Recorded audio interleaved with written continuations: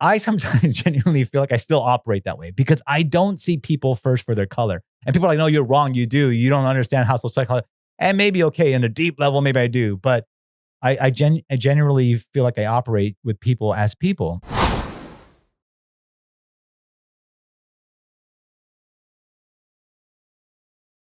Dude, we finally got to meet. It was like so many like postponements and life just happened, but I'm so happy you're finally here. Can't believe you canceled on me so many times, John. I'm like, can we have a podcast yet? And no, I feel bad about that. But I'm honored to be here. Thanks for having me. One of the funniest guys I know. You keep saying Dr. that. Richard Park. It puts the pressure on.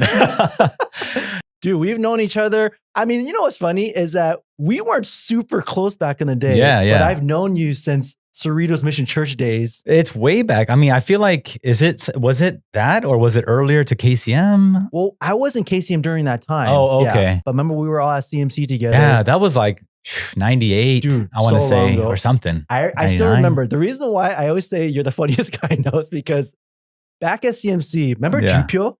Yeah. We had this thing for Jupio because he was moving to NorCal. Yes. And you were hosting the going away party. Yeah. And that's where I was laughing the whole time. I was like, this guy's the funniest guy ever. Yeah. I did some ridiculous. Jupio's going away party. Yeah. Did I have a co-host or was it just me? It was you and another person. I don't remember that guy. I don't remember him. I just remember you. To be fair, I remember that too because like a year earlier or something, I did a thing for our church in the Bay Area.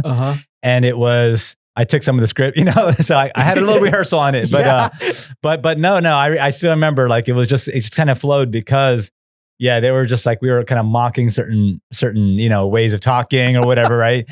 And so it's just kind of, I guess I don't remember who co-hosted with me either, but yeah, I think we had enough of a flow. Ever since then, and then I'd meet people randomly. They're like, oh dude, John Chin. I'm like, yeah, dude, he's hilarious. He's like, you're the hilarious guy. I'm like, no. It was one, lightning only strikes once, but yeah, no, I appreciate you saying that. I built a reputation out there now. So you are now at Vanguard University. Vanguard, yeah.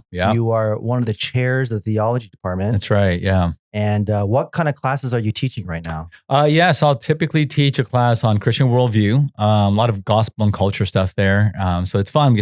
I like to, we're analyzing the lyrics of Lecrae to Kanye West, like we get to do a lot of culture. In class, yeah. We just play it. I have them read the lyrics ahead of time and then we'll discuss and they write up on it. But that's just an example of, and then little short clips of films and stuff. But it's a fun class to teach. Then I teach a straight kind of philosophy class. And then I often teach an elective on calling. So those are my three main go-tos. And then this fall, I'll get a chance to teach a class on Lewis and so forth. So C.S. Lewis. Yeah. So do you teach systematic theology there? No, it's more kind of theology and ethics or theological ethics. I guess my official title is Associate Professor of Theology and Ethics. So it's all in that mix of worldview, philosophy, that intersection of ethics and theology. Yeah. Is that what you were teaching at Biola when you were adjuncted there? Yeah. So when I adjuncted, they had a class called Foundations of Christian Thought. Right. And it's a very much a worldview type of a class. So yeah, it was, and I also taught philosophy there too. So it's always been in that space. Tell me how you started to get into studying theology stuff because your family actually came from a Mormon background. Yeah. You told me that your dad was like a Mormon priest. Yeah.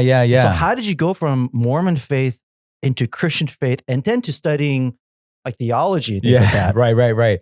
Yeah, that's good. I mean, okay, so I always tell my students so my dad was not only an ordained Mormon minister, he was a branch president. So that's like a higher. So I always tell my students, we were Mormon, like we were in there, and it was, I remember vividly. I remember there's certain, if you will, there were like certain garments that, adults wear, under their clothes. I don't know if people know this, right? But it's straight up like you have this extra layer, like there's the base layer, right? But then there's a layer under that, right? Wow. And we don't drink caffeine. And it was a very much a lot of what you kind of think of or hear of when you think of a cult. It has shifted, somewhat over the decades, but a lot of it's still there. They're also the nicest group of people you'll ever meet, right? Typically, I feel like that's still true. But all that to say, up until my 5th grade, my sisters were sick. They're twins. So the three of us, we all, yeah, you guys know, you know each other, but like we all came out of the faith around that time, that tradition. And the way it happened was my mom was actually converted first. And it was one of these radical, like speaking in tongues, like just, both her salvation and the baptism of the Spirit, like boom, all at once, And I remember it vividly. Like she's like talking this other language, and me and my sister's like, what's going on? We're thinking it's both scary and funny. It's like, what is this, right? And then our uncle would come over and they were like doing the same thing. We're like, what is going on? How old were you guys when this happened? 10. I was 10. Okay. My sisters were 11. We still talk about this, because we remember it. But like, so that happened. And for about 2 weeks, my dad was not yet converted. He was still a Mormon minister, right? So my dad was like, basically what is going on with my wife, with my life? And so he's on a drive on a Saturday night. He sees like the lights of a church open, on. So he drives in and he's sitting there just kind of praying, right? Like what do you do when your wife becomes, right? And so he's just sitting there and praying and they're singing a hymn and he's just literally reading the words of the hymn. And then as if the words of the gospel he's hearing for the first time and he's converted there by a hymn. You know what I mean? So that's very much the personality. See, my mom is like, wow. Then like, my dad is like very like methodical, thoughtful, and he was converted by him. And so that night he comes and basically leads my sisters and myself in the believer's prayer. The next morning we're at a different church, right? We're at my cousin's church, at a Christian church. What church was that? So it's called Lighthouse Mission Church. It's still around today. It went through a weird kind of funky period about 3 decades ago, whatever, when 92, I don't know if you even know the whole Maranatha movement. Yeah. Where, like that, the Jesus coming back. Yeah. Like, that we were one of the forerunners of that. Our youth group, thankfully, half of us were like going that way. The other half of us were like, no, we're not selling our things yet. We're still going to go to school, we were in high school at that point. But, our youth pastor, the lead pastor, they were all down that road actually. That was when we went there, that would have been like in the 80s. So that was prior to that. That was Lighthouse Mission Church, a very charismatic church, if you will. My dad eventually became associate pastor there. Really? Yeah. And it's a large church. It's still pretty large today. They kind of recovered from that whole, mess, I suppose. And then eventually my dad did some church planting. And so he was a pastor of larger churches and smaller churches. But to answer your question of going all the way back to like how I even got into theology, I think it was more so by college where I actually had a huge, like a year-long, I call it an experiment with atheism. Like I never really did drugs or anything like that, but I was headlong into like, none of this is real. Like I questioned everything down to the bottom. I was like, how do I know my salvation is real? Okay, let me go external. How do I know God exists? How do I know? I literally went down to like, how do I even know the laws of logic are true? They're not man-made, So I talk about social constructionism all the way down. I was like, no, how do I know any of this is true? And so being at a very secular school for college, I was thrown in for a whirlwind. And for about a year, I was in it deep. I remember literally like till like 2, 3 in the morning, some of my friends that you would know, I would be badgering them. I was, how do you know this stuff is true? And a lot of them, I wouldn't necessarily appreciate when they would say, you just got to have faith. You can't think about it too much, And I was like, well, if that's the kind of faith that God is calling me to, I don't know if I want to be a part, like leave my brain at the door and just come and worship, And so I was like, no, I don't know if that's it. And so for a long time I was reading and thinking, and I was up to 3 in the morning, and it would get to the point, bro, it was like in my bones. Like I would literally feel it. I would like, it was just so heavy, What school were you at? I was at Berkeley. And while you were experiencing this, were you still attending church? I was still attending church, but very much just because my friends, assumed that I would go continually. Were you going to KCPC up there? Yeah. Okay. Yeah. And so, I know you had Harold on the podcast, which is cool. Like, I looked at him in a lot of ways and I respect him so much. He actually, by my junior year in college, he came and did our retreat, right? So he was a pastor by then. He did our retreat. And I wasn't intending on going. My friend's like, you got to go. I'm like, no, you already know where I am. And so I wanted to go. And then I forgot, it might've been Harold or somebody else. Like, hey, we already paid for you. You got to go. Right. I'm like, all right, whatever. Right. But I just come play volleyball. All right, let's go. So I went and he spoke a couple powerful, I still remember, bro, like years later, I just remember one of the things he had to say. And anyway, the next day we had like, how we have free time at the retreat? Yeah. Typically. was like a 2-3 hour spot. So I was like, you know what? Rather than going doing whatever, I'm gonna go. And if this stuff is true, I need to know this, right? And so for 10 months, this is happening. And I had a couple, like, if you will, like false ultimatums with God, like, God, you got to show up tonight. If you don't, I'm done it, you know? And I felt like I meant it. But anyway, somehow or other, I got carried through for about a year. And at this retreat, I remember I was just, God, if you're real, please let me know you're real. Like a very simple prayer. And I can't explain all of it, right? Because it's deeply spiritual. I would even say mystical. But there was a sense in which the cross in front of me, this dirt path, for 3 hours I was kneeling and just crying because I knew that not only that the gospel was true, but that it was true for me. You know, that God on the cross died for my sin, not the sin of humanity, which he did obviously, but my sins, and that he loved me, and that he was more real to me than the back of my hand. You know, that's how I like to put it. It was more real than the very dirt I was kneeling on. He was just real to me. And so I say that to say, you know, during those 10 months, I actually cried out to God. I said, God, I don't even know if you're there, but if you are, and if you help me get out of this, because it was a nightmare, I will spend my life helping other people not to fall into this, right? And sure enough, some months later, you know, I came back to faith.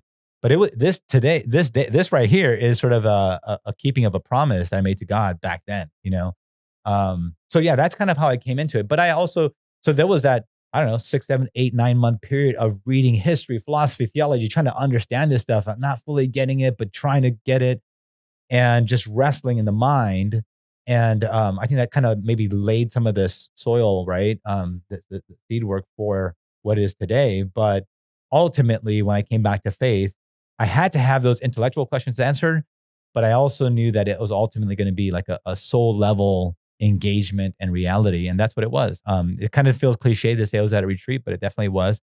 But I think one of my professors at my grad school put it well. He does a lot of apologetics and stuff. And I said, what do you think is the relationship? I mean, is it really you can't argue people to the kingdom of God. And he says, well, the way I look at it, here's the door, and the door is faith. But a lot of times there's a lot of brush work you have to clear out to get to the door of faith, to even make that decision. So what apologetics does is it kind of clears the brush. And I was like, yeah, that makes sense. And so for me, I needed 10 months of, you know, a brush clearing, you know, to kind of recommit, you know, come back to the door of faith. But now, yeah, I think I feel like a lot of my work is both pre-evangelism and post-evangelism. It's like, I want to do thoughtful work there. And then once they're in their faith, that's where I feel like calling steps in. And it's like, okay, now that you are a disciple, come also now be an ambassador, like go out and, like, you know, represent Christ in a specific sphere. So anyway, that's a long answer, but I think all of it came from, like, how real is this? Okay, well, I got to back up here a little bit. Yeah. How does your dad go from like this high position Yeah. and he flips on Yeah. a hymn? Like, how does he flip so fast like that? And like, even for you and your sisters, was it weird that everything changed? Were you guys just okay with it? Yeah. So for my dad, it was a flip for sure. But while he was working in the Mormon church, he was bivocational, I think, always. So he had a small business on the side. It was actually a driving school business. A lot of our friends later came to realize, oh, that's your dad who taught me, or, like, you know, your mom taught me, or like your uncle, like, you know, so he kept going with that. But then again, he was bivocational. So he was still, like, he was going to seminary and he was doing his doctorate and all of that while working, right? So eventually, it was time, right? But over the course of whatever it was, 5 or 10 years, he then eventually became ordained as a Christian minister. It wasn't like his Mormon ordination was transferable, right? Like, so he did the M.Div, and then he went on for the PhD. But that was all alongside his work. He eventually became a Mormon minister. But I think, given the fact, right, that he was already interested in theology, obviously it's slightly incorrect theology, he that was always a passion of his, right? Just knowing the truth, I suppose, still, right? And so then he eventually, became a Christian minister. As for my sisters, it was kind of trippy, of course, because we're like, we said goodbye forever, like, to all our previous friends, you know, and all that, teachers and all that. But you know, because we had enough of a, I guess, friend group, or like our cousins and everyone else, the neutral, we felt fine. But we did notice some differences, right? Like, the thing we noticed, I to this day, and that was 10 years old, right? So that was like 30 years, more than 30 years ago. My sisters and I were like, man, they sure do pray a lot now here, because it was different, right? Like you pray at the beginning, pray for the offering, pray for the prayer. Whereas, I feel like at the Mormon church, I think we had literally like maybe one prayer for the whole, Sunday school service. And, not to make it so much of that, but it is probably indicative of how much man-centered versus God-reliant, right? Like the Christian churches versus the Mormon church. So we did remember that. But also, there were different songs that we sung. Some of them were the same, but most of them were very different. And I haven't like analyzed the lyrics of those, but I probably could. It probably would. One's probably a lot more God-word, right? And one's a little bit more centered on because fellowship, as it were, or just community, was so important in the Mormon family structure, right? Family one, that was crucial, but the friendships. And so most Mormons at a public school will be friends with all the other Mormons there, and the unit is very tight. So there's a lot of stability, but there's also a lot of exclusivity, right? But yeah, those are the stark differences that we remember. You went to Berkeley, you studied there, but then when you graduated, you were a teacher at Cerritos High School, right? Yeah. And you were a volleyball coach. Yeah. And I remember this because volleyball is my favorite sport. That's right. Then I would tell people like, hey, like, I know that guy, Richard Farr. He's a volleyball. You're like, whoa, you know Richard Farr? Oh, come on. You were very well known as a volleyball coach there really? at Cerritos High. So what was that experience like for you at being at Cerritos High? Yeah, I mean, it was, I loved it in so many ways. It was tough in some ways. I prefer teaching college probably now, if I had to be honest. But I loved it because, you get to play a formative role in young people's lives, both in the classroom, like and on the court, as it were, right? And I would say, like, if I had to do it all over again, if I won the lottery, I'd go probably back and do a lot of coaching because you can do so much. There's so many illustrations on the spot illustrations, right? On a timeout, you got 2 minutes or 1 minute, and you somehow, right? It just all clicks. And so I had a tradition of like, okay, before the preseason, we get in the locker room and we do this whole thing from John Wooden, and there's so many life lessons. So I loved it. It was challenging because you got behavioral issues you got to deal with in the classroom, which you typically don't have in a college setting. But I did love it. I loved it so much that I remember I applied to Talbot for my philosophy degrry. While you were teaching at Cerritos High? Yeah, toward the end of my teaching. So like year 5 or something, right? I think I stayed there 6 years total or something like that. But I applied in the fall as you do, and then you don't think about it because you don't hear back until like the spring, right, of the next year. So I kind of applied just because I felt like maybe I'll be interested. Let me consider it. And so I applied, and then go through the year teaching, and then come around like I guess it was like March, April or something. I get the news I've been accepted. And now that whole news is interesting in a story in of itself of how I felt like God was leading me there. But what happened was, this is when I was actually going to Church of Southland. So Keith Park, my good friend Sung, who's now back from China. After so he was there before he went to China. Yeah. Okay. So we go back to high school. He was there in the church. Main reason I went there, and then, he went to China with his family for 15 years and they just got back. So all that to say, at that church, we're going through this whole curriculum on experiencing God, which is really this kind of, I think it's Baptist originated, but very charismatic, understanding of how the Spirit leads and so forth. And so when I was going through that, I was being very attentive to maybe how God is trying to speak to us. And so one thing is, and J.P. Moreland, a professor at Biola, he talks about this a lot, but sometimes God will wake you up, right? And sometimes it's indigestion, but other times it's really God. And so one time I woke up, and let's say it's like whatever, it's like going to sleep on a Wednesday night, I wake up like 3 a.m. on a Thursday, right? And I'm like, man, and I'm a pretty good sleeper. So I'm like, what is this, right? And it wasn't indigestion. I'm like, okay, I'm learning these days I need to be praying about if I feel like something's up. So I'm praying, and maybe for like a couple minutes. And then I'm like, okay, didn't seem like anything. So I go back to sleep. Then another hour later, I wake up again. I just felt like I had to pray. And I'm like, okay, God, if this is you. So like 5-10 minutes, I pray. And then like at 5:30, I wake up again. I'm like, man, I got a whole other hour before I really have to wake up. So I just decided to stay up at that point, and I pray. And I'm like, okay, God, I don't know what you want from me, but I'm open to hearing whatever you have to say. And I felt like in that moment, through that kind of hour prayer, that God was saying to me, kind of putting onto my mind the thought of grad school. And I was like, oh yeah, I forgot that I even applied for that. And I was like, okay, God, if this is what you are waking me up for, if this is what you're going to communicate to me, I want to say, and I genuinely feel this way at this point, 5 years teaching high school, I loved it. But I was like, God, I'm open to whatever you have for me. And on grad school. And sure enough, that day, go to campus. We had like a Christian club on campus. And the speaker was, I still remember, he was our bio teacher who used to be a pastor, and now he's our biology teacher. He's still a Christian. He's teaching bio. And he basically said a message to the effect of God may be taking some of you, he's talking to students, right? On a direction in your road of life that's slightly different or significantly different than what you currently have.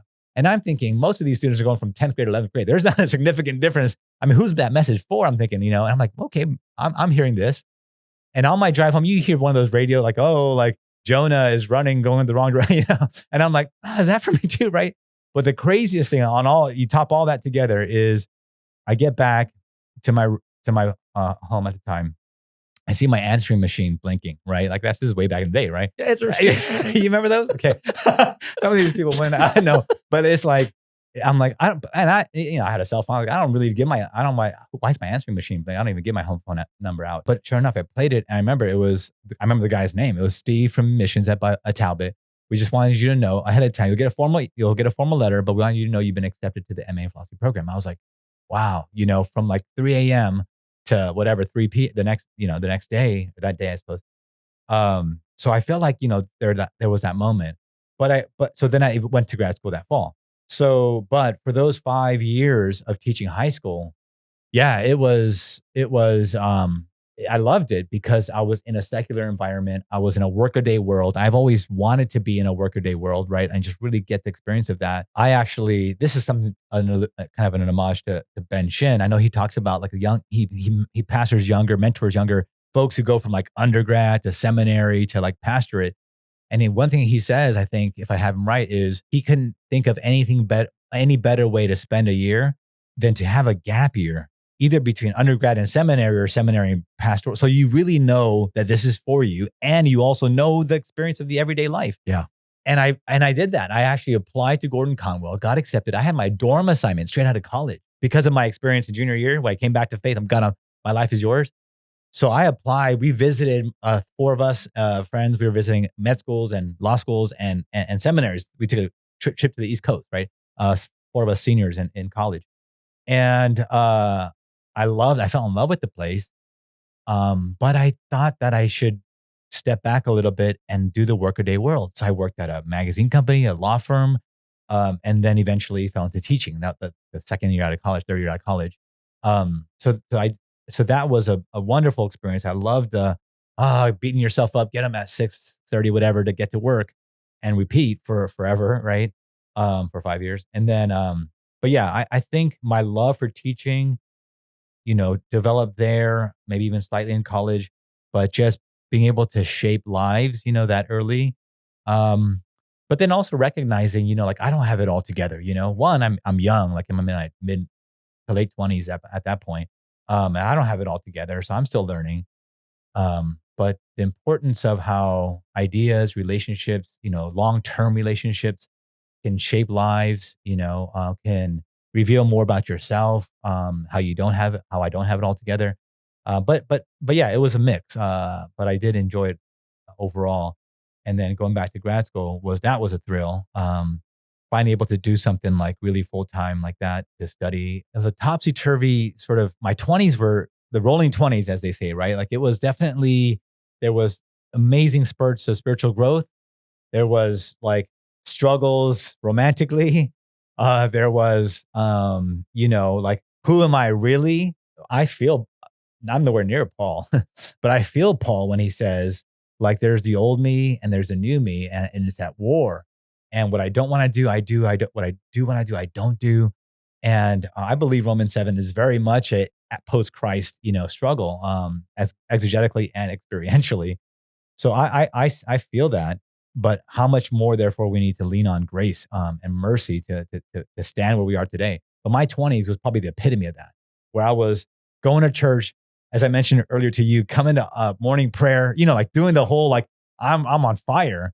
But then there's like, oh man, how did I fall that Friday night or whatever? How did I, and it wasn't like tragic. It wasn't like every Friday I'm sinning, every Sunday I'm repenting and repeat. It wasn't like that. But there was enough of a topsy-turvy where I'm like, where am I really rooted? How secure and how much am I enjoying my identity in Christ? So that was my 20s. That was teaching high school, all in at church, messing up, maybe more internally in some ways, more than like, I'm not going out committing crimes, but you get the idea. So you didn't have like thug life days where you were like into drugs and all this no, stuff? Yeah. I mean, drugs was one thing I never really touched. Okay. I don't know. It never appealed to me. Okay. Did I have a thug life, mini, micro, like, so right out of my time, this is kind of trippy to talk about. I won't go too much into detail because, to be honest, some of it's crazy. It's like confidential because I worked at a law firm, like I said. And so there's literally still stuff you can't talk about because of attorney-client privilege, all that stuff. Yeah. But because of what I went through during that time at the law firm and the amount of stress I was enduring, the kinds of cases we were working on where it was like really over my head, it was like, oh my gosh, this is like the stuff movies are made of, right? And so the kind of stress that I endured did land me in a place of like releasing that stress in really unhealthy ways.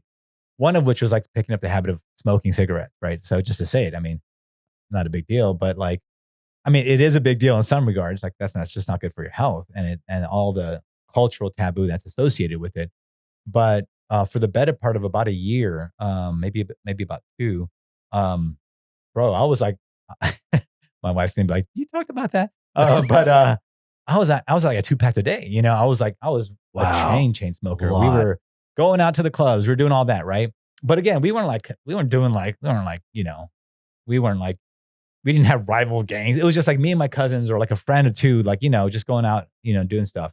But, and it wasn't crazy, but it was bad enough to where 2 years prior, I'd be like, no way.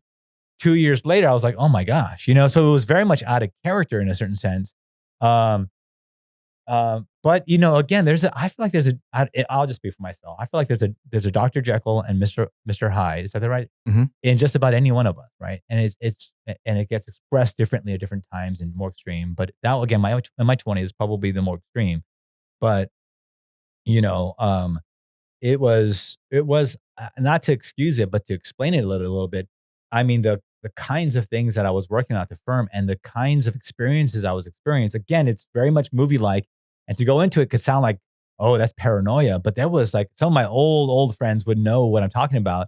But there were moments where like I couldn't be sure like what was really going on, like who was listening to what. I mean, today Google listens to everything, right? But back then that wasn't. We still had a cell phone, but that was unheard of, right?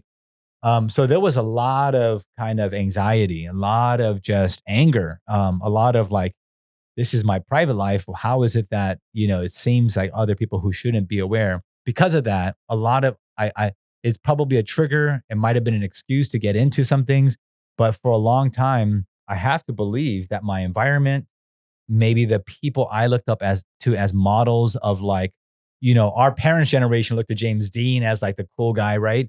I would have looked to like, certain other people as like, what is the definition of a man and of cool. And so like me, grabbing a cigarette in the morning, whatever, that whole scene, then that weekend going out and then I think I was probably, this is probably my first time articulating it this way, but I might've been experimenting with manhood, right? In my early 20s there in a very particular way. I don't think I've ever thought about them that way, but that's probably, I'm actually reading a book right now called The Intentional Father by John Tyson. He's a pastor out in New York. It's a wonderful book. And maybe it's because I'm reflecting now that I'm a dad, right? Of like, the book is all about how do you help a son become a man? And I'm really wanting to know that, right? And so and my father is, I will say, is the nicest man you'll ever meet, the most thoughtful. He's just an incredible man of God. He wasn't necessarily the most talkative. And I like to say, and I think this is probably true, for every 1 hour he would say anything, he would pray 3 hours for me and my sister. He was he still is very much a praying man, but I wish he was more communicative at points, right? And so I'm trying to do that for my son, but it's taking me back to, okay, well, what was my markers of manhood, right? And if I look back on it now, my early 20s is probably that period of like really trying to say, okay, I finished college. I don't know that we had a manhood ceremony then. I'm 23 now. I finished this place at this law firm. And I think that was probably a secular expression, if you will, of manhood. Was this during the time when you were at CMC? While you were, it would have been CMC would have been very soon after that, or maybe even a part of that. Yeah, okay. Because I was still actually up. So I was living up in LA, so I was definitely not at Cerritos yet. When I was working at the law firm's in LA, and so that was going on then. So this was before you were teaching at Cerritos High. Oh yeah, okay. Yeah, it was before Cerritos High. So I quit the law firm. We're still up in LA a little bit. Then we moved down this way. And then probably, part of that year and a half was like just as I'm now starting to go to CMC. Yeah, actually, I remember because I was going with my sister. We were living together and we were commuting. And so I remember having conversations with her in the car as a reflection on all that just basically happened. So I know that was like right at the tail end of what was going on. And then, I was starting to go to CMC. And then I started teaching at Cerritos. So it was all like right there. Yeah. Talk to me about CMC days because, yeah. Here we're trying to work on something here at the school where we're trying to build an understanding between first and second gen. Yeah. And so I remember during those days, because I kind of came in to CMC as a college student. Yeah. When there was actually like an exodus of you and a bunch of people that just left CMC. Oh, okay. I remember coming in and you guys were there, but then like very soon after I came, a bunch of you guys left. Not because you came. No. Okay, just after. Yeah. No, I didn't cause trouble yet. No. Okay. So I remember a bunch of you guys just left. A lot of the kind of the mid-20s type of people. Okay. And so when we talk about first and second gen, because there's so many issues between first and second gen Koreans. Yeah. What were some of your experiences or just kind of your thoughts when it comes to first gen immigrants from South Korea and kind of your experiences and hardships with them at CMC or like even in other church settings? Yeah, I'm happy to the extent I remember that. I can talk on that. I don't remember why that might have happened around that time, why there was a number of us. I do kind of remember a number of us leaving. Did you go to Southlands from CMC? That's what I'm trying to remember right now. Okay. I think I did. Maybe. With your sisters? No, my sisters didn't go there. Okay. Gosh. Oh, I remember. No, hold on. After CMC, there was this other small church plant all the way over in like Yorba Linda that you probably may not even heard of it because it was pretty small and it only lasted, let's say, like 5 years.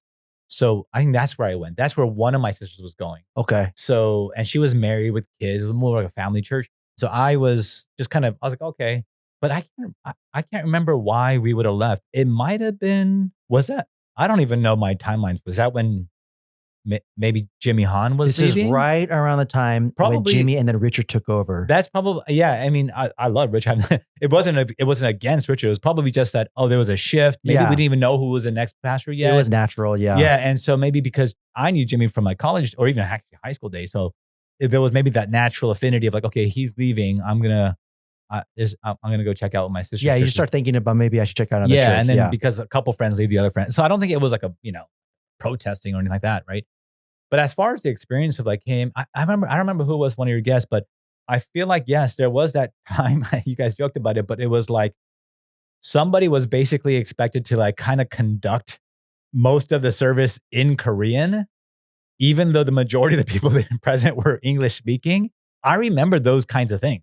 And I also remember thinking, this is a bit odd. Like, I get it. We need to honor our elders. And that's something I really try to live by, to be honest, like honor my parents, right? But as for, I don't know. I just felt like that there's a bit of an inequity there, right? Like 75% of us don't understand like what's going on. Well, only 10, 20, whatever.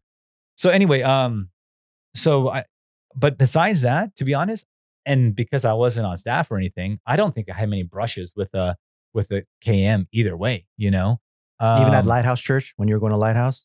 At Lighthouse, it was like youth group.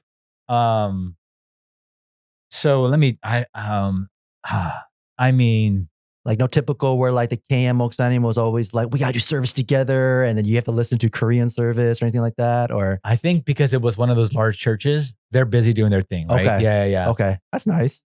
That's the weird thing is most of my upbringing was in a KM situation, I guess KMEM or youth group, whatever. I think, and then even my college, right? My KCPC was basically KMEM. Yeah. Right. Even during those times, you never experienced anything with That's KM? The funny thing is I don't think I've had any really significant negative experiences at all with KM. I mean, the most I can remember is being at a church where this lady asked me to help set the table, for the food for people who would eat. And she just called on me because I'm a young kid, versus like she wouldn't call on other elders to do, or I don't know. Maybe I was reading into that. I don't know, but that was like the only thing I'm like, oh, that felt weird. Like, why did you basically force my hand to it? Like, instead of giving me some autonomy and asking me, or something. Well, you said something interesting to me when we first talked about this on the phone. And you actually said to me, like, well, I actually have a different thought about church. Yeah. Like it sounded like, and this is why I want to talk about it. It sounded like what you were saying was like, I actually think church should be more multi-ethnic. Is that what you were saying? Yeah, for sure. Yeah. Unpack that for me, because I was talking about mono-ethnic and you were like, well, actually, I have a different thought about mono-ethnic churches. Yeah. And I appreciate, and I'll front end it by saying I don't have a worked out theory and like I haven't read a bunch and but this is my intuitive sense of these things. So I would describe it this way. My leaving, as it were, kind of a KMEM setting is not so much a push factor. Like I wasn't pushed out because I had negative experiences. It was more of a pull factor of like, I believe in kind of multi-ethnicity. And I also, with that said, of course, I think there probably is a place, right? Maybe it's for a time period, or maybe it's, I don't know, but like, obviously if you don't speak the language, you're an immigrant church of whether you're Hungarian or Korean. We actually used to worship in a Hungarian church, my dad's church. But like, yeah, for the language purposes, that makes sense, right? But I think if the language isn't a barrier, people say that 10 a.m. on a Sunday morning is the most segregated hour in America. And my sense is, as Christians, we don't have per se a moral obligation to undo that fact. But wouldn't we be motivated to do so out of our own will? Like, wouldn't we want to, as the most ethnically diverse institution or a body in the world, don't we have an opportunity to take a front lead on that and say, look, this is what racial reconciliation can look like, right? We don't have to have 5 political summits on it. We don't have to have a 3-month curriculum. Let's just be it. And then let the world see what Jesus commanded us, right? They will know that you are mine because you love one another. And so if it's true that 10 a.m. is the most segregated hour in America, we're certainly not contributing, to undoing that, but can we, And so for me, it was a pull factor. And a lot of this is rooted in my upbringing, of course, right? So much like what I was trying to get to with the whole like rolling 20s thing is much like that was rooted in my my upbringing, because I had a rocky upbringing in a sense. I got exposed to a lot of like early hip hop, believe it or not. So like, I know we both enjoyed that, but this is like way back. I mean, I have friends in LA or cousins in LA that we see all the time. And so they were getting all this stuff first. And I was very much exposed to lots of different like cultures. And I remember at like 8 years old or something, a couple of my cousins were friends with others. And the version of tag that we did was called roof tag. So we were literally up on apartments, jumping from roof to roof. And that was tag, right? And I remember doing that. And thankfully my volleyball hops were with me back then too. Like I was out, doing okay with it. And we would free ride on a bus, go to Santa Monica, skate. Like, I had all these different exposures. And so I think for me, translating that into ethnicity, I was always very comfortable with different ethnicities, right? I mean, I grew up in Cerritos, but this was way back when Cerritos was actually predominantly white. If you look at the yearbooks, it changes over the years, right? More Asian now, obviously. But even to this day, it's still very, very diverse. But my best friend was Jason Walker and Kevin Thomas. Why? Because we played basketball together. And we were the 3 captains, for the teams. And so for me, it was never are they like me? Can I relate to them? Oh, are they Korean or Asian or whatever? But it was like, do we love basketball, or what, do we have shared interests? And obviously our deepest shared interest is Christ, in a church context. So I just think that we have an opportunity to kind of what the government can't do well, and the school systems fail us too. The church, again, as the most ethnically diverse body in the world, has an opportunity to not be Johnny come lately on a lot of issues like we usually are, like on the eco issue or whatever, but take a lead on this stuff. So, and it's not just because of the benefit that it'll bring to the witnessing world, though that's part of it. I just think it makes us, just that much more well-rounded, secure in who we are, in our identity, always making the identity of Christ first, making every other identity come secondary. At Vanguard, a lot of times, we're at as a university is, we're sensitive to these kind of race issues and DEI and all of that stuff. But I actually said this publicly at a faculty meeting once. I said, I actually think sometimes my sitting next to Roger, sitting next to John, sitting next to Alicia at lunch does more for our campus in terms of DEI than like these 5 night that speaking on the panel, right? Just because these students genuinely see us enjoying one another's company. Now, again, I'm saying that with all due love and respect for all of us who are in these churches that are predominantly one ethnicity, because again, that's my upbringing. Those are people I love. But I want to say I love Harold. I love these people, not because they're a Korean Christian, but because they happen to be a Christian with similar shared values and so forth. And they happen to be Korean, But I don't know. Again, it's not all worked out, and maybe there's a place for the immigrant. I actually remember, I guess I won't name, but one of your guests asking at a class at Talbot and Seminary about this very question, to one of the gurus of ecclesiology, right? And the pastor asked, what's the real kind of criteria for when a church could or should be monoethnic or predominantly one ethnic. In his exchange with the professor, I think they kind of concluded that language is the most legitimate, reason.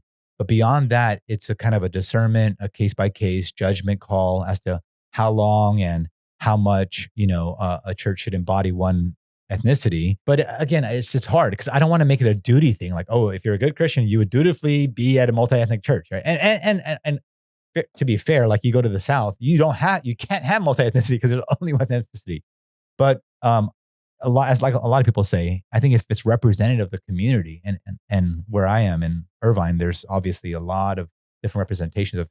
It's like the border of Newport and Irvine, so we're at Mariners, and it makes sense, right, that there would be that kind of representation. Hey, real quick, thank you so much for watching. If you're finding value in this content, can you please support the channel by hitting the like button, subscribing, selecting all on the notification bell, or write a comment down below. All 4 of these things helps our channel get pushed out more on YouTube homepages so that more people can find this value. Okay, let's get back to the podcast. What about our culture though? Because in monoethnic churches, there's understanding of your culture. That's why people feel comfortable there.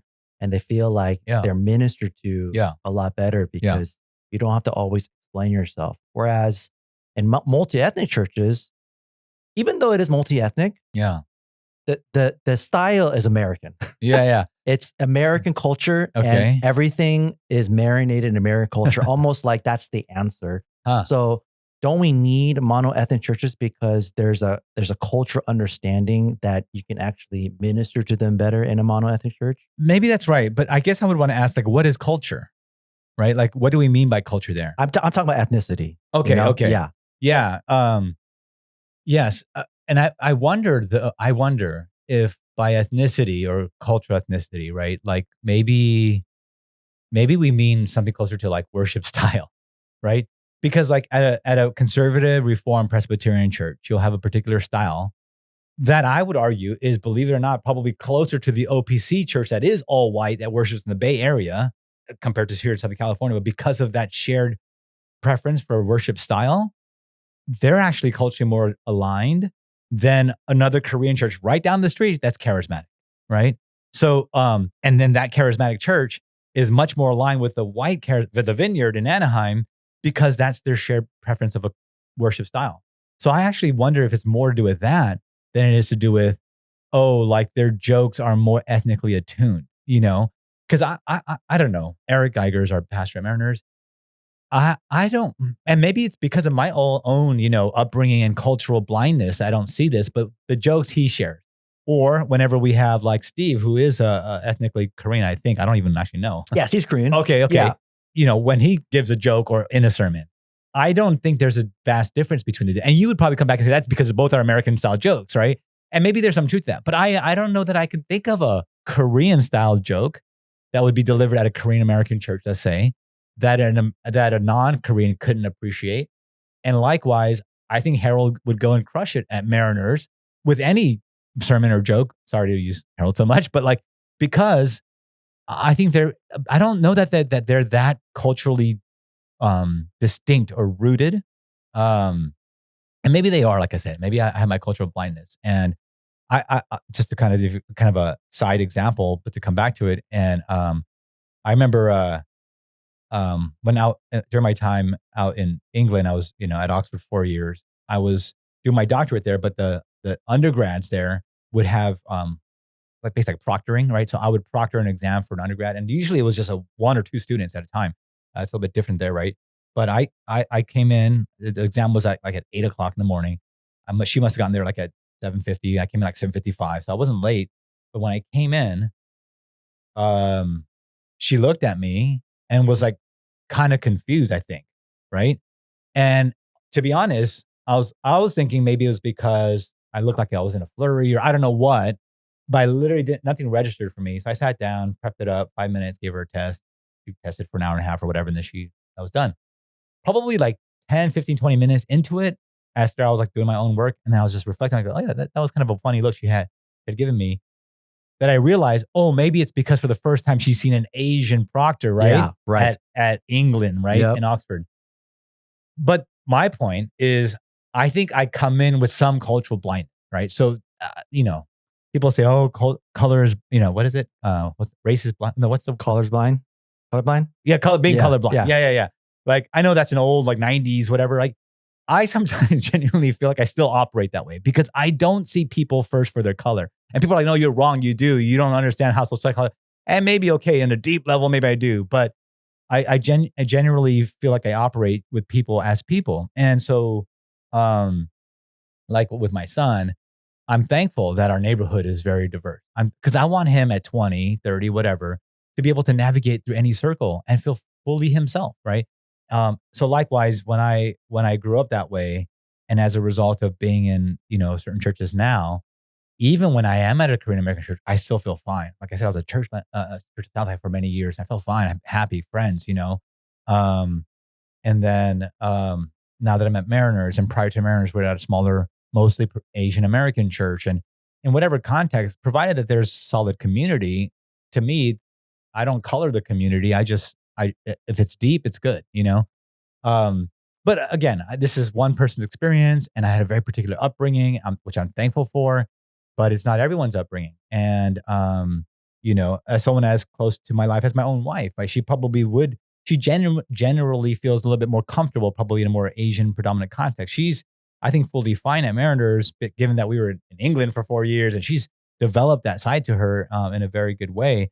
But sure, given her upbringing, she probably feels a little bit more comfortable in a setting, but not because, I would say, not because the sermons, are styled in a certain way, but just because she literally is just more comfortable in that environment under her own skin. I think visually speaking, right? I think there's something reassuring about a visual, right? And maybe it's not too different from the way that our kids, when they're very young, are visually comforted by the presence of mom and dad or whatever, right? Or mom always picks up at this time or whatever. So likewise, I think it's a more a comfortability of like a sociological comfortability, not necessarily like, this person gets me, like in terms of how he speaks the gospel, how she leads praise. There's so much more there, right? Do you ever get worried, like when your son is growing up in Mariners Church? Yeah. At a predominantly an American church, even though it is multi-ethnic, Saddleback's the same, right?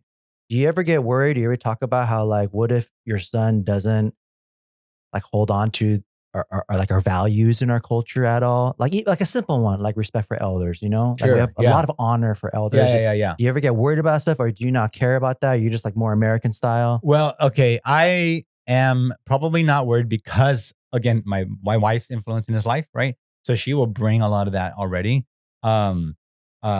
As for Mariners in particular, I would say, again, I'm not terribly aware. There's a pretty good mix there. And even I think they did a fabulous job in terms of leadership, as we just talked about there. Praise, all the rest. It's fairly well represented.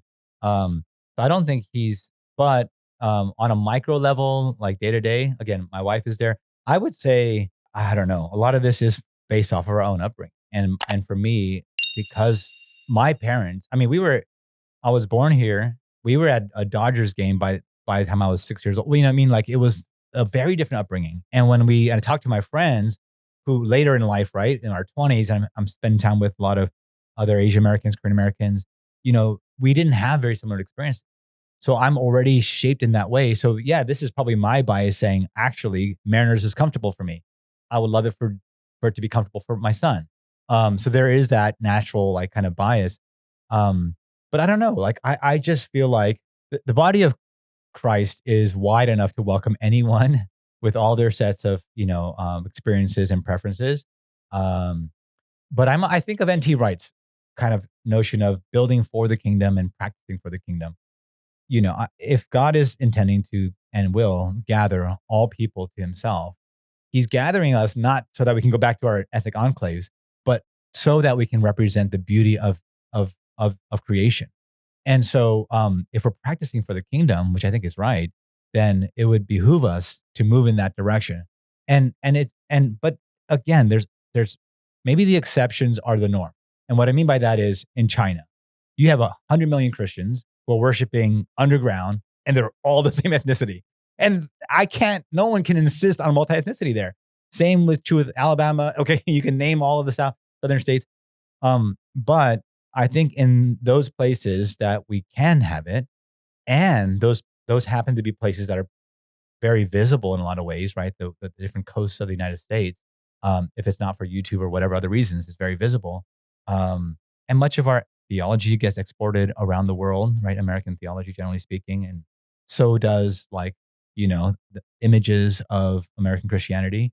I think there's just a sense in which, it paints a beautiful picture. But again, this is not to say like I can't discount my teens and 20s. I think I benefited probably in ways I still have yet to realize. There's a lot of Korean culture and values that we have. Yeah. And sometimes, even for me, when my kids are going to Saddleback, I don't want them to lose out on the values and principles. A simple one is like honoring elders, So things I was just talking to my students at Vanguard about this, right?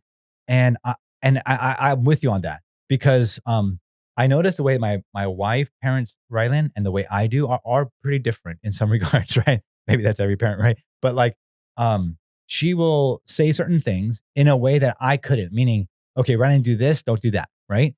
And, put on your clothes and we're going to wear this. For me, I give him an autonomy of like, hey, Rylan, it's cold today. This is thin. Can you wear something thick? And then he'll say, okay, yes. And I want to involve him in that agency, that autonomy. A lot of Eastern parents won't have time for that. Like, just put this on. It's done. No discussion, right? So that's an example of the honoring, which comes out positive and negative, right? So on the positive side for the Western way, let's just put it that way, because children are given so much autonomy and the ability to speak for themselves and so forth. I remember at Berkeley, in a small section, right, of students for a large lecture, like 20 students, sure, we had a mix of people, but predominantly it was probably the Caucasians who spoke often and gave their opinion. They might have been wrong, but they gave it, they defended it. Okay, I'm wrong, but I'll come back, right? Whereas most of the Asians were a little bit quieter, slower to speak. So there's a benefit to that because you become great critical thinkers. You're able to engage discursively, all that. The drawback, of course, is they don't have enough time for elders. They don't have the time of day for you to tell them what to think because who are you? Okay, you're 60. You got someone. No, you don't. I'm 20. I can think whatever I want, right? So they lose out. I agree.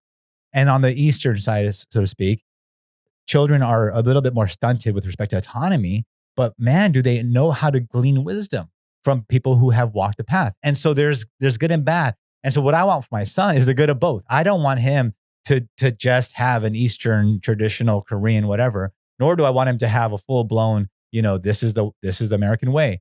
I think we glean from all of that, which is good from every culture, right? And try to provide that for our children.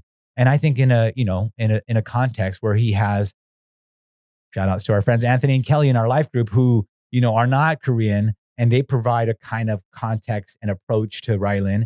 But then thankfully for others, they provided different, right? And so I think that's what I would want to say, when it comes to say rearing a kid. So you went to Oxford University.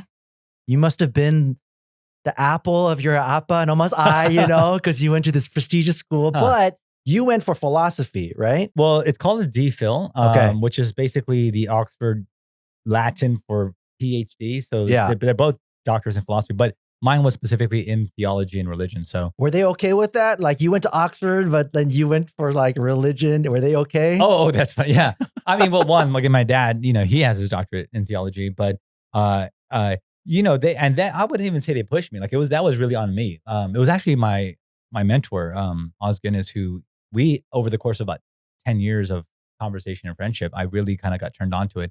And my other mentor who's at Biola, Dave Horner, they both went to the same college that I did. And, that was just I don't know. It was just a dream of going to some place that had some historical, figures that, kind of, anyways. So that was that. But no, my parents were, of course, happy for me. It was interesting. My graduation date was actually my mom's birthday.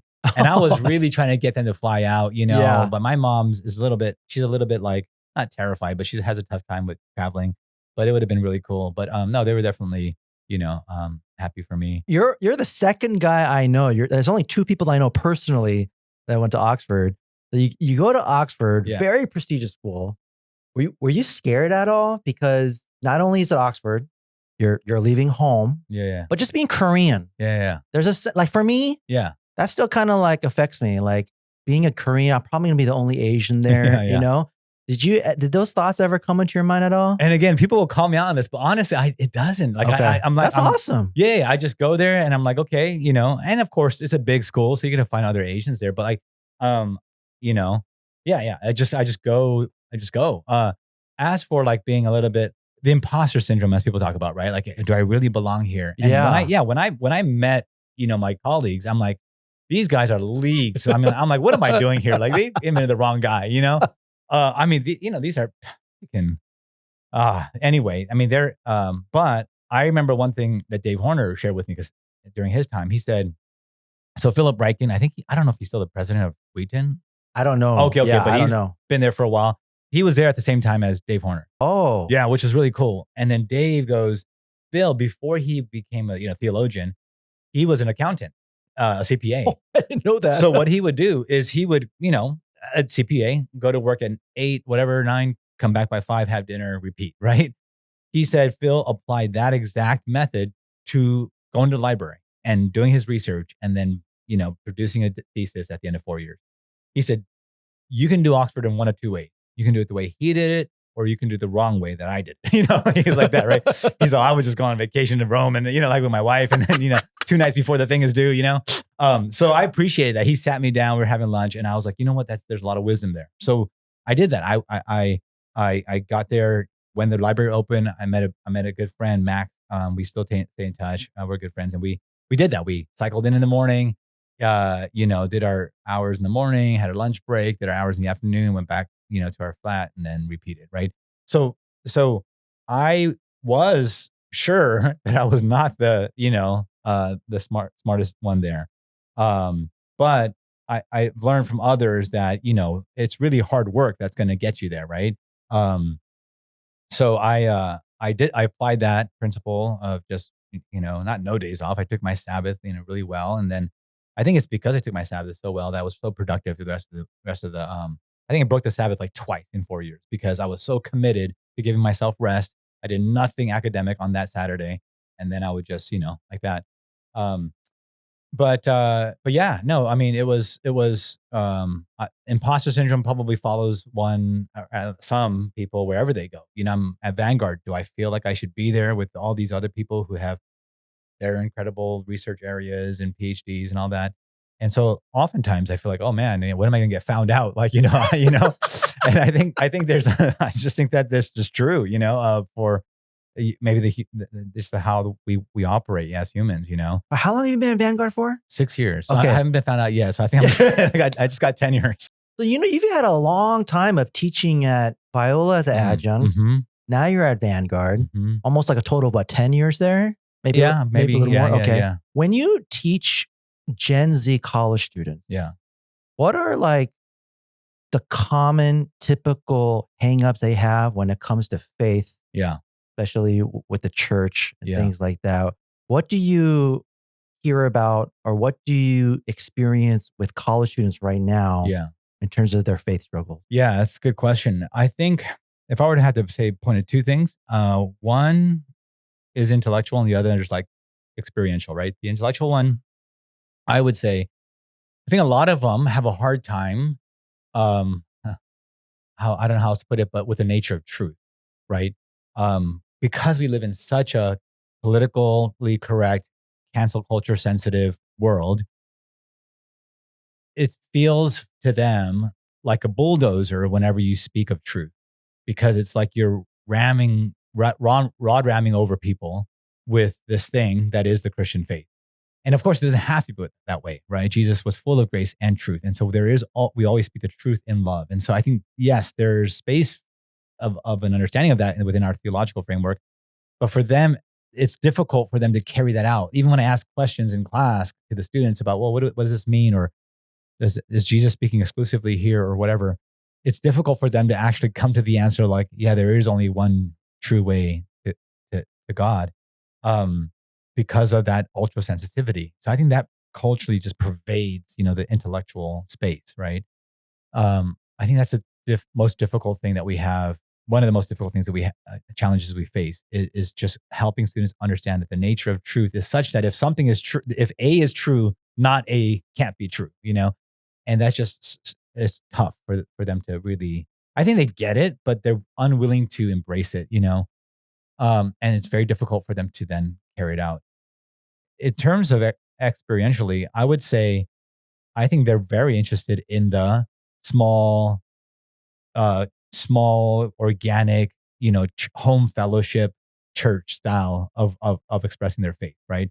I think a lot of it is true that institutions, large organizations are to be kind of be looked at with a little bit of skepticism. And the preference is for that smaller, there's like all these pop-up churches, and it's always, the theme is the table, right? It's where community and life and all of that happens. And there's a lot of beauty to that, right? But I think then it's an easy step to conclude that no structure, no authority, none of that is necessary. We just need to be like the early church and just have fellowship and break bread. But of course, there was structure in the early church too. But I think that's a challenge too, is getting them to see that, you and your 7 best friends hanging out, eating, and then reading a chapter isn't church. Corporate worship. Yeah. I had a student a long time ago who went to Vanguard, and I asked him about that once. I was like, how come I don't see you at church anymore? That's what he said. He's like, well, every Friday night we go to the beach and I'm like, but that's not church. And he was like, why not? Like, we get together and like, that's like my fellowship. And I was like, yeah, that's fellowship. Or at best, it's like, Bible study or something like that. But I think it's because of what the culture has done, both in the case of the classroom where they can't deal with truth as it is because of cancel culture and all. A lot of what we've seen is the inability for us to trust large organizations because of scandals and so on and so forth, or public figures because of scandals. And so that pervades into the young mindset of, oh yeah, I don't want that to be us. I don't want to be a part of anything like that. And so, I think maybe a lot of work that leaders and pastors have in front of them is to, as some theologians put it, exegete the culture, right? Like help their congregants understand what culture is, what it's doing to us, what is a Christian approach to all of this. And I think we of course need to continue to exposit the Gospel of John and so on and so forth, but we also need to exposit what is going on with culture. How is that affecting us? Because 3 more great points of a doctrine will do only so much to our head, but really getting at what we live in, our culture, will do much more for the heart. So I think, there are some great, Tim Keller, James K. Smith. These are some people who Os Guinness. They do a lot of good work on helping interpret the culture to the church so that we're not caught unaware. So here again at the seminary, we're trying to start this English M.Div program in order to build a better understanding between 1st and 2nd gen Koreans. Yeah. So when you hear that, if you could just name like one thing that you feel like in order for that to work, you guys have to do this. What would you say? What is like an essential thing that you just feel like man, if you guys really want first and second gen to get along and do ministry together in a Korean church, what do you feel like is like essential to focus on? That's a tough question. I'm definitely not an expert in this area, but if I had to give a stab at it, and this might sound like it contradicts everything I said earlier in the podcast, but let's say the first generation Korean American or the Black church in America, or you name it, right? By their being as distinctly who they are, fully comfortable on the skin, I think is a better chance for us to appreciate what they bring to the table, so to speak, than for us to minimize those differences and treat them as if they're not real. So that sounds like I'm kind of contradicting a little bit what I said earlier, but I will say that the distinctive trajectory and history that the Black church has had in America, or the immigrant Asian church has had in America, has a story to tell and is part of the grand story that God is weaving of Christianity in America. So I think that's one part of it, is be distinctively and authentically yourself. But on the other part of it is what Alistair McIntyre calls speaking a second first language. So I think if KM really wants to engage with EM, and if EM really wants to engage with KM, and if that's the model that's committed to, God bless them for that. But they got to really learn to in this case, literally speak each other's first languages. And that will bring a kind of unity, right? I mean, it's, how they say, like, your typical corporate salesperson, they go into an office, whether it's selling pharmaceuticals or whatever, and they talk to the doctor in their language, even if it's just a sentence, because that's all they know, like Mandarin, to this person, Japanese, to that person, Hungarian. Like, chances of you're having a successful sale are astronomical high, right? And so I think that language is probably what's keeping a lot of us from literally understanding each other. So I suppose if they're committed to that model, that would seem to be the thing, right? Is to be able to really speak one another's languages, and maybe not proficiently, but when the KM invites the EM over for a certain thing, bless the KM with the language they speak. I see my son, and his father tongue, if you will, is English. Occasionally he'll break out in Korean because my wife is bilingual, and when he speaks to my parents over FaceTime my parents understand English really well, and my dad's pretty much bilingual. But when occasionally break out in Korean, my parents are like, they're just oozing out, right? They're just blessed by it, right? Even if it's just good night in Korean, But so there is something about language that's such a fundamental part of who we are as humans that I don't know. I don't know all the answers to that, but I think there's something there. So be distinctly yourself. Don't just pretend you're not, but then bridge that, gap with a language of love.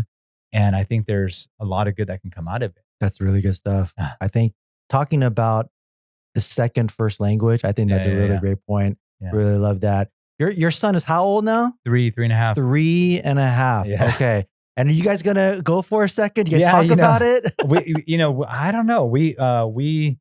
This is a whole nother podcast, but I was telling my colleague the other day, like, how are you and Christine? How's Rylan? And we were like, I said to him, if you wait 8.5 years for anything, you're going to be over the moon for a long time. And we still are. And we, as you know, our story, we waited a long time to have him. And it's a crazy miracle story. And he was in England for 5 years, as a stored embryo. And we went back and got him in 2019. He was born in the fall 2019. So he is a source of deep joy in our lives. And what was your question? Just a second. Are you going to have a second? Thinking about it? So being that we're older, a little bit later on in life here, we got to be thoughtful, careful. We've had conversations about adoption, and I would love to consider that, praying about that now. But I don't know. I also, remember how tough those first, second year, and so, but he is truly, full of life, and he's a handful for us, good in a good way. But yeah, I don't know. It's, only God knows, but yeah. Well, man, thanks for being here. Absolutely. I think it's such a awesome thing to see you as a chair at the theology department at Vanguard, coming from where you used to come from. How I remembered you from CFC days. And I think it's such an awesome story. And it's so cool seeing how God is using you at Vanguard and teaching and doing all this ministry. So, man, it's good, thanks, man. John. I appreciate the invite. And I know you are a blessing to your church community, to this podcast community. And as I told you over the phone too, like you are, I think the groups that have you in them have yet to fully realize the potential of all that you have to offer in your gifts. And so I just love seeing what you're about, and I affirm it. And man, I can't wait for the day for you to continue to grow in your ministry, in your life, in your relationships. You're such an easygoing guy, and I think it's no wonder that you've had tons of guests. People love talking to you. You make it so easy, and yeah, man, you are a blessing in more ways than you probably know, man. Thank you, Hyungnim. Thank you. Appreciate you, John.